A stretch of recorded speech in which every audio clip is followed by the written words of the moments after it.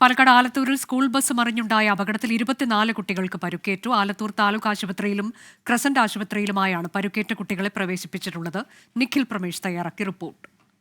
Alathur കാട്ടുശ്ശേരിയിലുണ്ടായ school bus മറിഞ്ഞുള്ള അപകടത്തിൽ പരിക്കേറ്റ കുട്ടികളെ ക്രസന്റ് ആശുപത്രിയിലും ആലത്തൂർ താലൂക്ക് ആശുപത്രിയിലുമാണ് പ്രവേശിപ്പിച്ചിട്ടുള്ളത്. ഇപ്പോൾ ഈ ക്രസന്റ് ആശുപത്രിയിൽ പ്രവേശിപ്പിച്ചിട്ടുള്ള ഏതാനും കുട്ടികൾ ഇപ്പോൾ നമ്മളോടൊപ്പം ചേരുന്നുണ്ട്. നിങ്ങളൊക്കെ പേടിച്ചു പോയോ പെട്ടെന്ന് ബസ് മറിഞ്ഞു? പേടിച്ചു.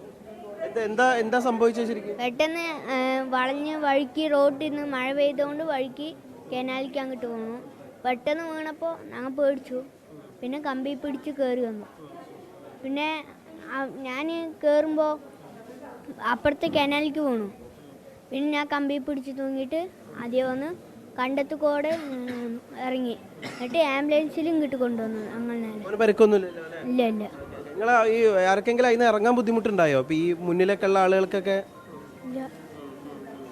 അവിടെ പണി ചെയ്തോണ്ടിരുന്ന ആളുകളാണോ നിങ്ങളെ രക്ഷിച്ചത്? പടത്ത് പണി ചെയ്തോണ്ടിരുന്ന ആളുകളല്ലേ? മോനെ ഏത് ഭാഗത്തായിരുന്നിരുന്നത്? ഞാൻ നിന്നിട്ടുണ്ടായിരുന്നു ബസ്സിൽ. വേറെ ഒന്നും പരിക്കൊന്നും പറ്റിയിട്ടില്ല അല്ലേ? പേടിച്ചു പോയി.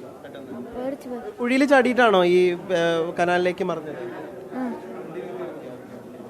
എന്തായാലും ഈ കുട്ടികളെ പരിക്കേറ്റ കുട്ടികളൊക്കെ തന്നെ ക്രസന്റ് ആശുപത്രിയിലാണ് പ്രവേശിപ്പിച്ചിട്ടുള്ളത്. മോന്റെ കൈക്കാണ് പരിക്കുള്ളത് അല്ലേ? എങ്ങനെ പറ്റിയത് അത്? അറിയില്ല, അത് വീണപ്പുള്ള പരിക്കായിരുന്നു. മോൻ ഏത് ഭാഗത്തായിരുന്നിരുന്നത്? ബാക്ക് സൈഡില്. കുഴപ്പമൊന്നുമില്ലല്ലോ അല്ലേ? അപ്പോൾ ഈ കുട്ടികളെ ക്രസന്റ് ആശുപത്രിയിലും ഒപ്പം തന്നെ ആലത്തൂർ താലൂക്ക് ആശുപത്രിയിലുമാണ് പ്രവേശിപ്പിച്ചിട്ടുള്ളത്.